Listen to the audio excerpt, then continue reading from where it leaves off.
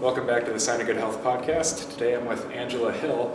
She's a dancer, a dance instructor, and also the vice president of the North Dakota State Dance Association. North Dakota, now you're going to have me saying it wrong, North Dakota Association of Drill and Dance, which runs North Dakota High School Dance State Competition, also junior high and junior varsity state dance as well. Okay. So let's just start with kind of talking me through your background in dance. Like, how did you get started? I started dance at 4 right here in Fargo, North Dakota, and I think it was Red River Dance. I really don't remember because I was a little bitty, in the tutus. And then when we moved to Detroit Lakes, my mother found a young woman who had just graduated college named Sue Warren at the time. She's Sue Warren Goddess now. And she had trained with Ronnie Mahler, who's a New York ballerina, and she had extensive ballet training. And I started training with her extensively and mostly private for quite a while until she had her own studio, and she would pick me up on her way from Fargo to Detroit Lakes at the Ottoman School. And I am forever grateful that Sue took an interest and lost money probably teaching me dance because I know she couldn't afford the buildings we were in, but she came and taught dance. And so I extensively trained through her. I also got to take classes with her instructor, Ronnie Mahler, and Gus Giordano. Also, for all us North Dakota people, I got to take classes with Bobby Burgess from Lawrenceville one time, and that was pretty exciting. But I've taken from numerous people, but I would say primarily Sue Warren Gunnis, who just retired from working with St. Augustine dance program. She headed up a very large program there, and Waconia Dance Academy. And I know in the martial arts world, there's the concept of legacy. Like, he learned from him, from him. Is there a similar kind of lineage thing with dance world? Absolutely. In this part of the world, well, I have to say, like Larkin Studio in Minneapolis, I have not taken there, but that would be one of those. That Larkin Studio, oh my goodness, they're like the top tier as far as dance competition world goes. Sure. When you're talking ballet, there's Balanchine, there's the Kira, there's, did you train with the Paris Opera House? Those are big names. Did you do Cicchetti or did you do Vagnova? So it kind of depends on where you taught, but it's also the same as martial arts in the fact that anybody can set up a studio. Sure. Anybody can set up a dance studio. They don't even need to have taken dance class in their life. They can open up a studio, put up a shingle, and teach dance. The same thing goes for martial arts. So when you're looking to take dance or martial arts, it's really good to do your research on who opened the studio, what do they know. Take a class, take a free class. We always offer free classes here. I always offered free classes if you want to come to a first free class. Try it out, make sure we're a good fit, but do your research before starting classes. Yeah. So where do you go from doing your own training to starting to teach? Well, it kind of comes right along. When I was taking dance, I was asked to choreograph at 12 years old our elementary Christmas program. I went to a school that was 200 kids, kindergarten through 12th grade, so I was asked to choreograph because I took dance. Sure. And so I kind of started that way because I had to work with the kids at my school, and then my dance instructor, Sue Warren Gunnis, needed help, and so I helped her. So it really just kind of like here at the studio, the kids that help teach the younger kids, and then you kind of work your way up. And it just kind of happened naturally. I started teaching on my own completely through summer programs, and actually when I went to school, we didn't have school in Audubon on Mondays, and so I taught at the Lake Park Public School after-school program, teaching ballet to elementary students there on my Mondays after school. So that's kind of how I started teaching, and through the YMCA and through community education, and I was hired from various studios, and then I would get hired to choreograph for plays or for swing choirs. And then I've opened up a studio in Castleton, I've had a studio in Kindred. Did I have a studio anywhere else? I taught other places, but I had studios in those 2 locations. Okay. So can you talk about the difference between a studio dance for instruction versus if a school has a dance studio? Oh, okay. That is that is different. Well, okay. In North Dakota, it works different in every different state. So I'll speak North Dakota, Minnesota. Studio dance, especially for me, I was primarily ballet. That to me is my number one focus in dance. That's what I was primarily trained in, although I did train in other areas. School dance is team dance, and if you're in Minnesota, you're only allowed, just like basketball, to train basketball for, your basketball season is only so many months long. I don't actually know what that is. So in dance, the schools like you to have dance for only so many months, which is a problem if you don't have studio dancers that are training all year in a studio, because studios run all year. Studios run all year, and then there's a competition season where dance teams in school, generally speaking, the schools only want them to practice and have their dance season for a couple months. So some of the bigger schools, they take from the studio dancers, but that's kind of a hard thing too, because they have their competition season as well. School dance is more, I don't want to say it's more of a sport, they're all sports. It's judged a little bit differently. It's a little bit more precision than studio dance. I would say studio dance is more artistic.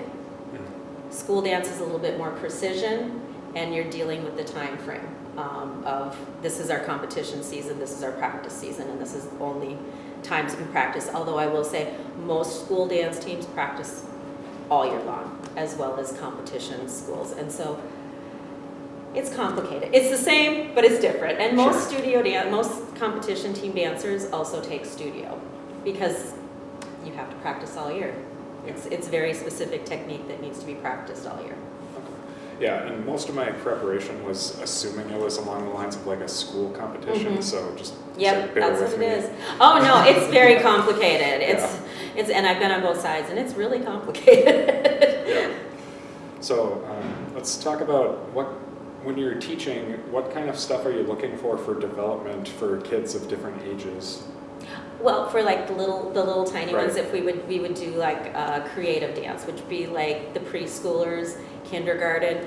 I just want them to feel free to move within the class and have fun and learn just the little bitty basics. And what I mean by basics, I mean follow directions, learn how to stand in line, learn how to stand at the bar, work on your toes, kind of figure out what our toes do, what our legs do, what our arms do, and all that stuff, and just get them comfortable in the space and get them comfortable with movement and get them comfortable with following directions and having fun. Yeah. As you go up the ladder. And honestly, getting seriously, if we're just talking ballet training, 7 for most kids, not all. Most kids is a great age to start, because they are able to focus a lot better. And then we just start, I don't think people realize how with ballet precise everything is. And so it's learning to get your feet grounded into the floor and to use that plie and to really stretch those feet and find your center and work on those muscles, and stand posture is everything. And so working on those little things, and it's building that really, really nice foundation of the simple techniques first, and then building on top of that, just like any other sport. Sure. Yeah. Yeah, I know I interviewed an Irish dance instructor once. Oh my gosh, that's so cool. She talked about like marching and clapping were like the first things, like Oh yeah, especially for Irish dance. Yeah, and that's one thing we do in the creative class too, is clapping in time to the music and counting in French and learning the French terms and all like that. That's a lot of fun, learning cut, and learning plie, relevé, what those French terms mean, what all of those things, and that comes along just within the class. Ballet classes are very structured. It's almost like being a Catholic. I don't know. Are you Catholic? I went to Catholic You've been school. Okay, so when you go to church anywhere in the world, it's gonna go the same way every single time, no matter where you are. And that's ballet class. You're always gonna start with your left hand on the bar. You're 9 times out of 10 you're gonna start with plies first, and you're gonna go to tendus, and it always builds up, and it's always in the same order, in the same format. It's just different combinations from a different instructor. Yeah, makes sense. So for studio dance, that's year-round, and you said there is a competitive season in there? For studio dance? Oh, absolutely. Not all studios do competition, but I would say the majority do now. There is a competitive season. I believe it just started. I haven't done competitive studio dance for quite some time, and my daughter did competitive studio dance, and there are just like Taekwondo, there's competitions all over the place, and they're very intensive. You've seen Dance Moms, you know. Yeah. That's not too far off from accurate. Not too far off from accurate. That was going to be one of my later questions. Is Dance Moms. I was going to ask you, how close is Dance Moms to reality? It's a huge exaggeration, but there's some truth in there. Moms do get very competitive. Dance studios get very competitive, but as a whole, dancers like to be very supportive of each other. It is an art, and the bottom line is it's not like scoring baskets or like the Super Bowl where you're throwing for a touchdown and everybody can see you made a touchdown. Right. In dance, it's art, and Yeah, you're it's judging subjective. art. It's subjective, and Yeah. it's 4 judges on one day determined that this was your score. It could change on another day. So yes and no, it's very competitive, it's very difficult, it's very emotional, it's very hard. Most dance, like you see these girls learning dances every week, that's not, you learn not one dance, you have several dances that you learn, but you don't change your dance every week. You are Right. dancing those dances all season long.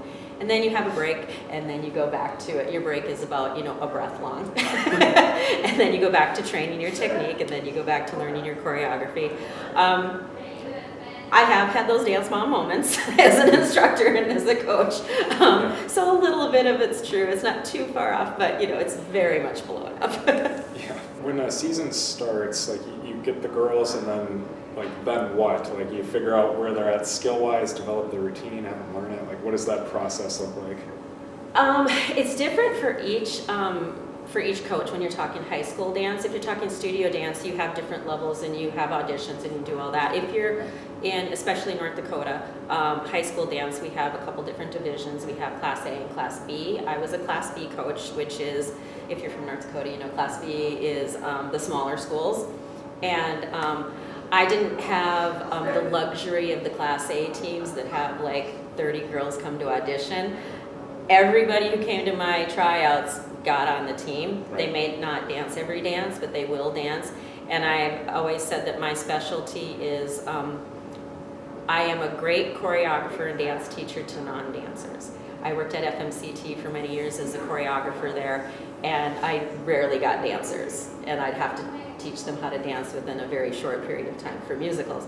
And so I'm very good at looking at who I've got and showcasing the best of them and camouflaging what isn't. Yeah. And that's the important, it's all about focusing on what's good and diminishing what doesn't look so good. And pat myself on the back. I'm really pretty good at that because I had dancers of all different levels, but I danced every dancer.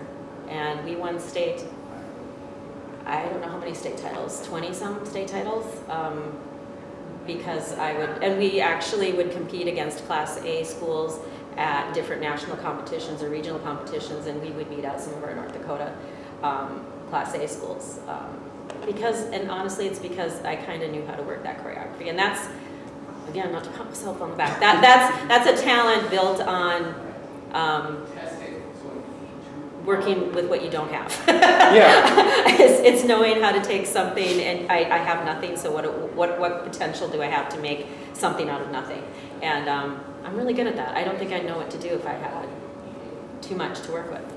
It'd be distracting to me. Yeah, that makes sense. Does that make sense to you? People get a lot more creative inside the box, like with whatever. Well, with restrictions. limited supplies, and that was Yeah. with drama too. I was a drama coach, and it was like duct tape, felt, and I don't know, duct tape, glue, the glue gun. Pipe cleaner. I could make a set out of anything because that's how I grew up. I didn't grow up with a lot of money, so you had to make do with what you had. And right. with my dancers, I did the same thing. I would train them as well as I could. I opened a studio specifically for my high school dancers to have a place to train outside of the dance competition season, so that I would have trained dancers.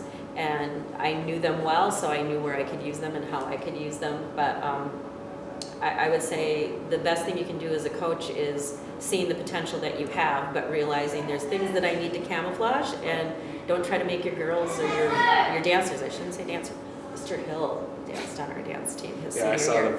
they're on YouTube. I found a picture today of that. But yeah, working with what you have and making the best out of what you have. Does the routine evolve as the season progresses? And Oh, yes.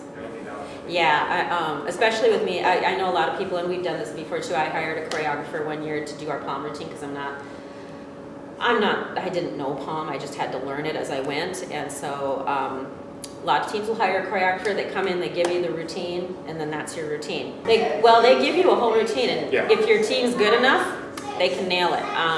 When I choreograph very organically. I kind of listen to music, and I kind of have very, very light skeleton, and then I work like clay. Like, this is what we're going to do here, and I just try things out with the girls. That's why I wasn't very good at somebody hiring me as a school team choreographer, because you have to get it done so quickly. Sure. If I come in and do it, I can, but I'm going to have to come back a few times. I'm not going to be a one and done on that. Yeah. Musicals, yes, much different. But for my particular team, it would evolve throughout the years, throughout the season. And the routine we put on the floor the first day was never the routine we ended with. Very similar, but we would add as it goes on and as the skills progress. Yeah. You know, and one time the girls, we were at a regional competition, and the girls decided they wanted to add a different lift.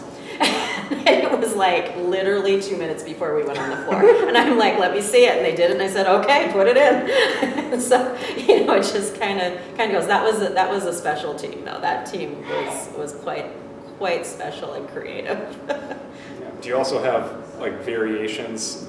For example, if a girl's working on landing a specific skill or move, do you have like a safety net plan if it's not feeling good that day? Yeah, I cut it. Yeah. Well, as far as I never put a skill on the floor that's not 100%. I would never do that, because then that girl, if she couldn't do it, would feel responsible if they didn't do well. So I would always choreograph exactly to their skill level at the time, and if we could add it later in the season. We had 2 instances where it was like, okay, this could go or this could not go, and we had one, it's usually prop involved, and we had jackets for a hip hop routine, and it was black on one side and white on the other, and we would flip the jackets in the middle of the routine. That was a risk. Yeah. And I think at our finals, one girl didn't quite make it and was just devastated. We still won, and it's like, you know, if they're gonna, you know, she still got it on, she still did it, it just wasn't really clean. And then another one we had, it was a novelty routine, my favorite routine, it was the last routine we did too, where our girl was on top of the bed, and they throw the sheets over her, and we had made it so that she could fall into the bed. So she would essentially disappear. It was a disappearing act. That could go very, very wrong, and that whole dance was predicated on that specific move. If that didn't happen, everything fell apart. And there were many practices where it didn't work, but it worked. It worked when we needed it to work. Yeah. So can you talk about like balancing that, wanting the 100% consistency versus like the more complex, higher risk moves actually score better too, and just make your routine. That is really better. hard, and Yeah. I worked. I also, as vice president of NDADD, that is something that goes on our score sheet. There's a difficulty score, there's an execution score. So you're going to get points for your difficulty, even if you don't execute it properly. So as a coach, you're looking at that score sheet, and you're kind of deciding, where am I going to risk it here? Right. I didn't really. I wanted to, again, as a coach, personally, I always wanted to make sure that they had that skill perfect. They had that skill perfect because, again, I didn't want it to make the girl feel like I lost it because, or it would depend on the meet. Like, okay, we're going to try a quad today because we don't care if we win or lose today. We just want to get it on the floor and try it. And we'll go into that knowing that. And I always explain that to my team. Okay, we're going to try the quad today because this doesn't matter. But we want to get it on the floor and see if it works. Yeah. But if it was like high stakes, right, we're going to keep it clean. Yeah, because I don't know if you ever played tennis, but I think very little. Okay. Yeah, Explain. But the analogy I think of is when you serve or volleyball, same thing. You need to get it over the net 100% of the time. Yeah. Or you're just giving them points. Yes. And so that's Yeah. what I think about yeah. with like you need to be able to land this. Yeah, there are things you have to be able to do, and it has to be clean. Yeah. Can you talk about the judging criteria? Because I was asking, like, are there standards? Like, I know for a kick you have to do like 75 kicks and whatever. Yeah, That there's makes sense. for different categories, there's different, what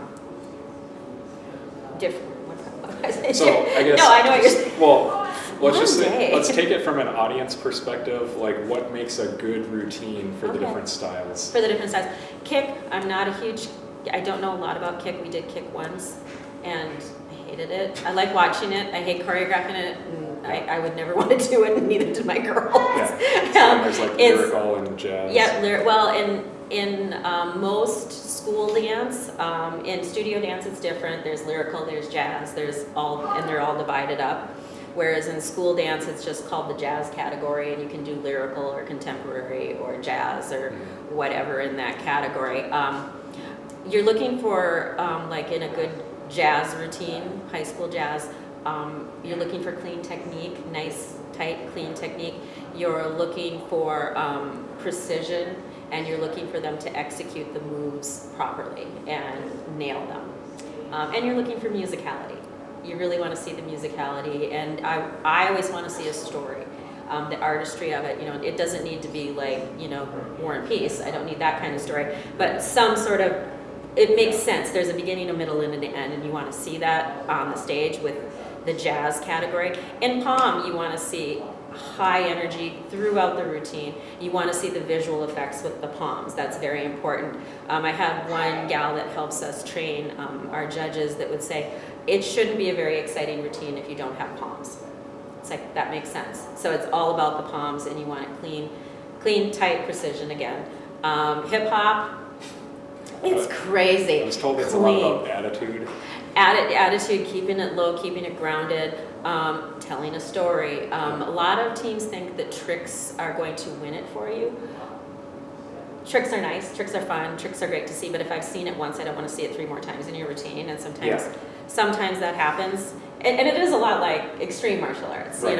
I want to see the tricks, but I need it to tell me a story as well. And when you're doing it together as a group, it needs to be clean, and it needs to be tight, and it needs to be sharp. What's the other category? Kick, palm, jazz? Oh, we have an open category now, which used to be novelty, and we just want to see you use a prop and show me what you got. I want to see something unique and exciting. If you're talking to audience member, if you're watching dance, the bottom line is be entertaining. Yeah. Same within martial arts extreme. Be entertaining. Entertain me, make me want to watch. Yeah. I just finished Alex Van Halen's book, and he said that his dad talked about for music, like, if it sounds good, it is good. It's that simple. Yeah. Yeah, entertain me. Even if your technique, I've seen routines at nationals that made it to finals that there was not one turn in it, not one open turn, all second turn, whatever you want to call it, or fouette, whatever dance teams want to call it, not one big leap, not one big wow, but it was done so beautifully and put together the choreography so well and told such a great story. I didn't need all that. Yeah, like I do remember, because I used to cover Yellow Medicine East High School for sports and their dance team. Where are they from? It's Yellow Medicine County. It's like southwest Minnesota. Minnesota has great dance. Yeah. They have great dance, yeah. So they've gone to state for like the last 25 years straight. That's awesome. But there was a different school that had a simpler looking routine, but I think I'm connecting that now from you telling me, like, they did tell a story, because it was like a Star Wars-esque space drama. And you love that. Yeah, so I was probably biased, because, I mean, seeing some of the high-level routines, and they were still advancing into the finals, and it wasn't as good, but it did have that story. It didn't have element. those, it didn't have all the bells and whistles, so to Right. speak, but it had something else. Yeah, so and that'll do it's really it. interesting. Entertain me. So something else I learned from those dance coaches when I interviewed them was just the constantly evolving skill level. Oh, God. So she gave me the example, Crazy. like a routine that would have won like 10 years ago wouldn't even place No. today. Like, can you extrapolate on that? The dance and skill level just in the last 2 years, 5 years, since I quit coaching in 2021 is when I retired, the COVID year. And it has even just from then, it has just skyrocketed. Dancers are true athletes. the skills that they can do, the tricks that they can do. Mhm. There are dancers that are in the studio 8 hours a day probably. I don't recommend that, but you know, at that high level, the amount of turns, the University of Minnesota, that last year they went viral. I don't know if you saw the routine that went viral. They did this turn section, killer turn section, and they came out of it into an aerial and then came right back into the turn section. Now you know what an aerial is, so you know Yeah. how hard that is. Well, they're on one leg turning, go into an aerial on one leg, and then come back up on the one leg and start turning again without putting your foot down. Yeah, it's incredible. It's incredibly hard. So unheard of. And now, you know, once that's done, then everybody's trying to do it, Yeah. and they get there. And Yeah. now the bar has been raised again. And University of Minnesota is incredible to watch. Their jazz routines are incredible. They are amazing, and they have a lot of, I'm assuming, a lot of students from Larkin, Larkin Dance Studio in Minneapolis. They're crazy good, crazy good. But do you think it's like Mr. Hill and I have used the example about like the 4-minute mile, like the first person to do Yeah. it, and then like 18 other people do it next week. Yeah, exactly. You know, once they see it, it's like, oh, that can be done. And then all of a sudden, boom, boom, boom, boom, boom, people can do it. And there's so many crazy, talented young people out there. And, you know, they have YouTube now. Yeah. I mean, back in the day, you know, you didn't have, Yeah. you didn't have that to look at. You know, I mean, I remember I would get all my good, unique information off PBS watching, you know, the ballet when it came on once in a while, or Fame on Thursday night, once a week. It was like, oh wow, that's so cool. But we didn't have YouTube. We didn't have the ability to just click and watch and then get tutorials on it besides, you know. So I think that has expanded the horizons and helped a lot of kids with technique. If they can't get it from their studio, they can go online and find it. It's crazy. Do you think TikTok dances have gotten more people into dance? I think, you know, my For You page is a lot different. You'd think that I get all I don't get any TikTok dances on my For You. I get cats. And I get a lot of donkeys. I get goats. I don't get a lot of TikTok. I do get dances, but not TikTok dances.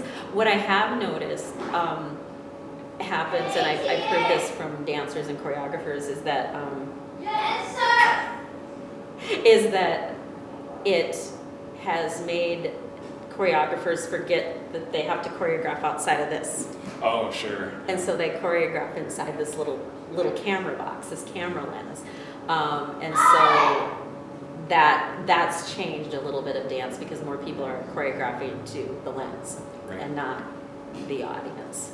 So that's different. But yeah, I would get so mad at my girls because TikTok had really kind of started to skyrocket when I was coaching, and my girls would be practicing TikTok dances when we're supposed to be doing choreography, and I'm like, you don't know your choreography yet. Stop with the TikTok dances. So yeah, I think it's helped and hurt. Helped and hurt. A little bit of both. I guess the other one would be like if there's a new musical like Wicked or Hairspray or whatever. Oh yeah. Oh, the musicals. I loved choreographing musicals. That was a lot of fun. I really enjoyed that. That was fun. But yeah, they come out and then everybody wants to learn that dance. You know, and that specific dance. So that's kind of all. It's fun. It makes people love dance more, and people who maybe don't dance Yeah. to try it. So Yeah. you can't hate it for that. Yeah, what's been interesting to me is like one, I was very shy growing up, and then just kind of getting through martial arts, weightlifting, and other stuff, just building a lot of self-confidence and enjoying dance and kind of learning to use my body. And it's just, people are kind of like, they don't understand how much they could be capable of, and they don't even want to try. Yeah. Oh no, that's very true. I guess and I would say my kids too.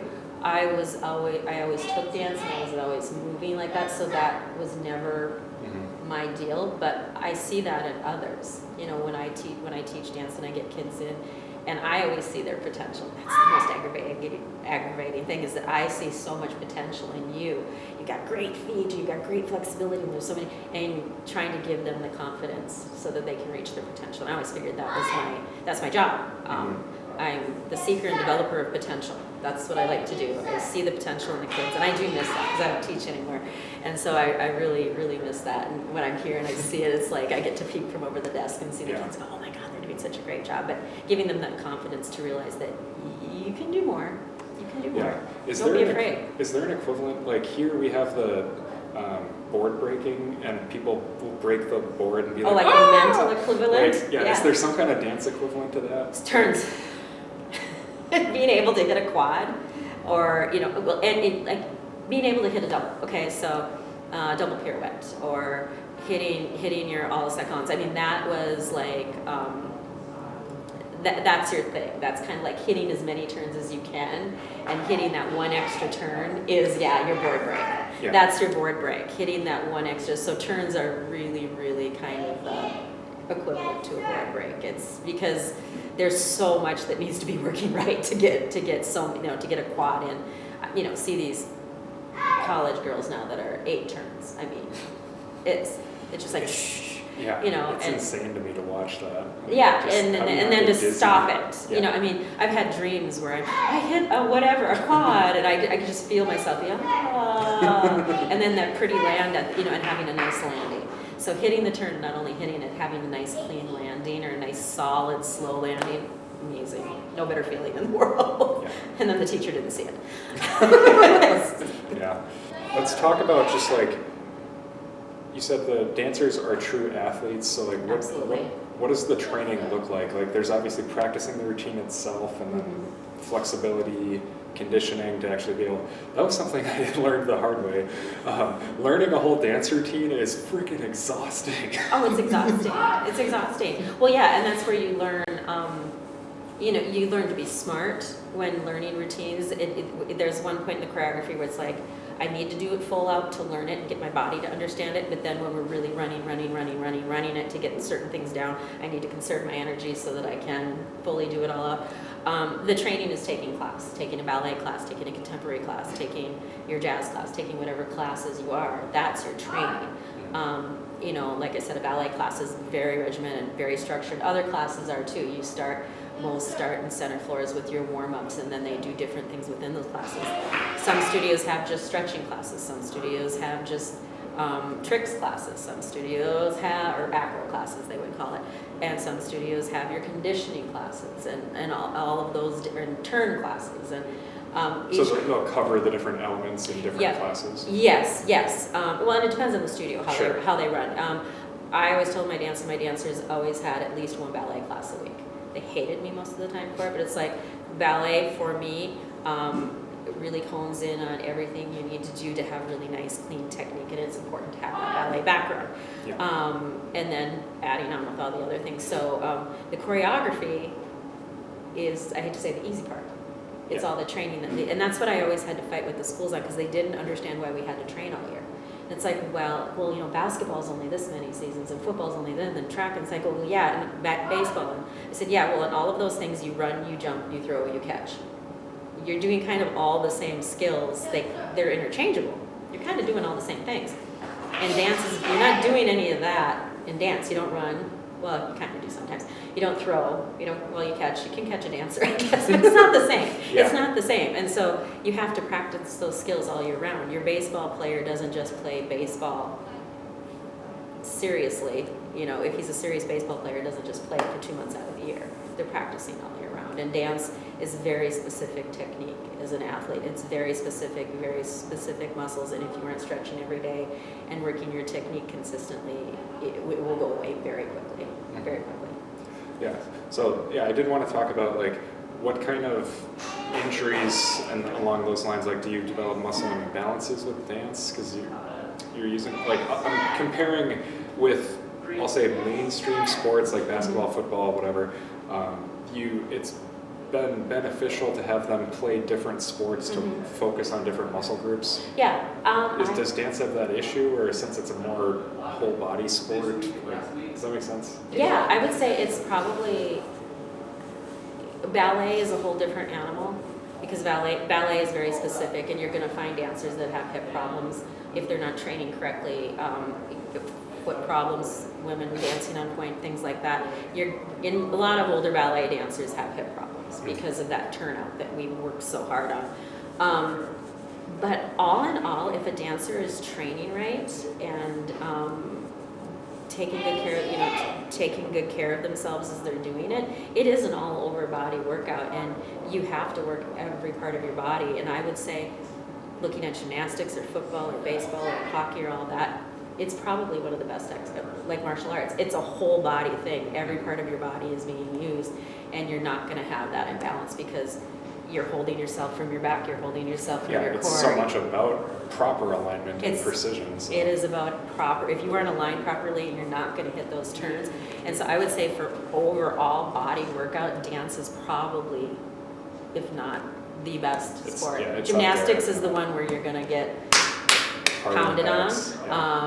But if you're just doing strict dance, it's a beautiful workout for you. Look at ballet dancers' bodies. They have great bodies. Any dancer, they are in great shape. Any dancer, contemporary dancers, ballet dancers, hip hop dancers, they're in great shape. And I would say ballet dancers probably have more injuries, and probably some of the crazy contemporary dancers and hip hop dancers.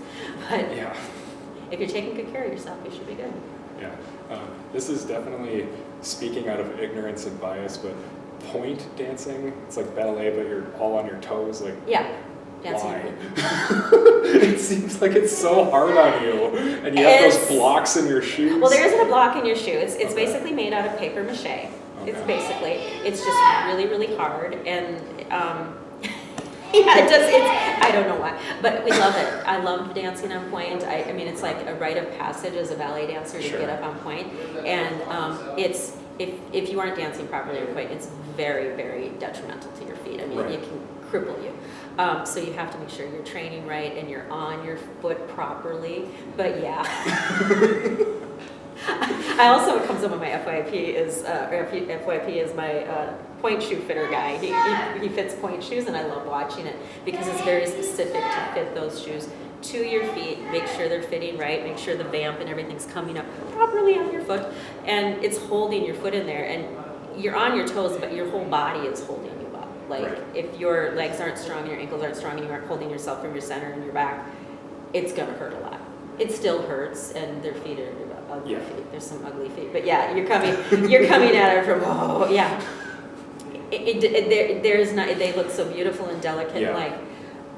It hurts the entire time. Ballet dancers are the toughest little bitches out there.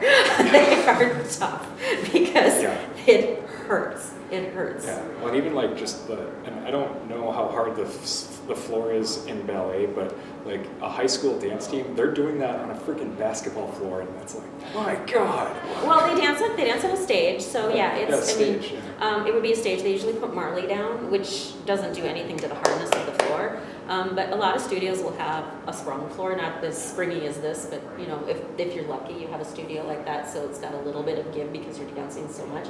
But usually when they dance, they're on stage, and they put the marley down, and it's hard floor. But it's just like kudos to them, because that's a whole other level compared to like martial arts. You're generally on mats unless you're on the streets. Well, when Mr. Helton, back in the day, I never forget, he would go to somewhere in Nebraska, and it was cement floors, no mats. I kid you not, no mats, even for sparring and tricking. God. Yeah. Tricking? Oh yeah. Like, he and I have talked about like skateboarders. They get a lot of credit because you're doing that on cement. And it's like, oh no, he's done that on pavement outside. Yeah, and dancers will do crazy stuff like that. They'll get hired to do a gig somewhere, and you're dancing on who knows what. So dancers are probably the most adaptable people there are. What have you found helpful for preventing injuries? That's a good question. It's been a long time since I've had an injury that was dance related. Sure. For my dancers, I'll go with my dancers. For preventing injury, it's making sure that there's not overuse of something. Mm-hmm. Usually the hip flexors for dancers is kind of the biggie, and making sure that you're warming up good. You're making sure you're using your core muscles, and you know this for what you do. It's you got to work those opposition muscles and make sure that you're in good condition. That's the stretching and making sure you're in good condition. And if something's starting to hurt and it's a bad hurt, you just got to rest it. And that's the only way to prevent those injuries, making sure you're not overusing. Yeah, well, I know we've, Mr. Hill and I have talked about it in general with martial arts, but I'm sure it applies to dance too, of like... They're very similar. Trying to get that next skill, and you can just kind of be trying to do it too many times, and you're not like mastering it, you're just kind of sending it, and it's like that's how injuries happen, and that's how there's a point of there's the point of no return where it's like you're not, if you've done it so many times. And he had a great coach, Sina. He'd have Mr. Hill do the skill, and then once he did it one time and it was starting to go this way, you stop. Right. And that's always smart to do it that way, because you're practicing it wrong, and there's no point in practicing wrong. There's I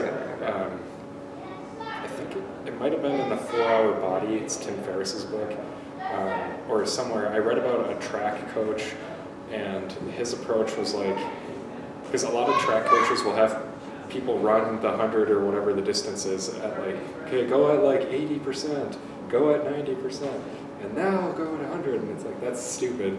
You should go 100%, and this is your time, and you do that however many times you can, and then stop. Yeah, and then once it starts getting slower, then you stop. And that was what Mr. Hill's coach was, and I was kind of like that too. It's why you're not going to practice it 1,000 times. You're going to practice, because that's pointless. Practice it however many times you can do it well, perfect, then stop. Yeah, and as a physical therapist and personal trainer, that's what you do. People ask me like, how many reps am I supposed to do? It's like, till it stops looking right. It's a good answer. Just tell your technique goes away. Yeah. Tell your technique suffers. One question was, I guess it applies to ballet, but also just dance in general. Like, how does choreography change when there are boys in the equation? Because that's less common. It depends on. It depends on your team. It depends on, so if I'm doing a show and I have a boy, that's great. We're gonna use the boy, and we're gonna do a story, do a show. Mr. Hill was on our team, and you've got the boy, and you can do it one of two ways. You can use the boy in a scenario where he and another girl are the focus, or he and kind of work it that way. For high school dance, that can be complicated because they don't want the focus on one dancer. So you have to be very smart if you're doing that as a high school team to costume them so that it's not, they have a boy on their team. Minnesota did that amazing this year. They had a young gentleman on their team who's extraordinarily talented and used him very well. It's an opportunity. I love having boys on it. We didn't have any boys this year at state, and I was disappointed. We had 2 or 3 last year, I think, and fantastic to have guys on the team. You use it to your advantage, They can help in lifts a lot, which is fantastic. And you can use it as a storyline. If you've got a young gentleman in there, you can use that to bring your storyline a little bit, expand it a little bit. Maybe it's a love story. Maybe it's what we did Bad Romance. That's what I was thinking, because I saw a picture for Bad Romance, and we used it as we got to strangle Spencer at the end, and everybody loved that. Of course. What do you say to kids that kind of have that dream of going pro with dancing? I haven't really had that in my experience here, because it's. I guess my daughter kind of thought about it. Why not? Do it. Be prepared to work very hard and get a lot of no's. If you want to go into teaching or coaching, that's definitely a very big option, but you're probably not going to make any money. If you want to go pro, there are different places to go. If it's ballet, you got to find a company and work really hard. Go for it. Find the right instructors. Find the right path. Have a plan. And if it's really what you want to do, you're going to have to be willing to sacrifice a lot. And I say go for it if that's what you want to do it. The advice I found online recommended finding a chain to start with as a dance instructor, and then if you're feeling it and still want to do it, then branch out on your own, but don't just open. Don't just hang up a, no, I wouldn't, well, I did, but I also had training. I would say if you want to be a dance instructor, if you want to be a dance instructor or a coach, they're looking for coaches all the time for high school. If you want to be a dance instructor, please be trained well. please. We don't need more ray guns. No, we don't. And if you do want to just hang up a shingle, it depends on. There aren't many franchise dance studios out there. It's usually someone who's just been a dancer and they hang up a shingle and they teach. But if you're looking to teach, you got to keep your education up. You got to keep your education up. You got to keep learning yourself. You can't stop learning. Yeah, as we talked about, like yeah. the skill level every year. And every year the skill level goes up. And as someone who's not teaching anymore and who's not dancing anymore, I still research and look, and I'm online and I'm looking at what they're doing at nationals, and I'm still educating myself because I am still in the dance world, and while I'm not dancing and I'm not coaching, I have to make sure that we're putting on a good score sheet, and we're finding good judges, and we're putting on a good show every year at state. So, I think that's about what I gotta get to Mr. So, Lawrence. Yeah, but thank you. Thank you. I appreciate this, Alex. This is fun.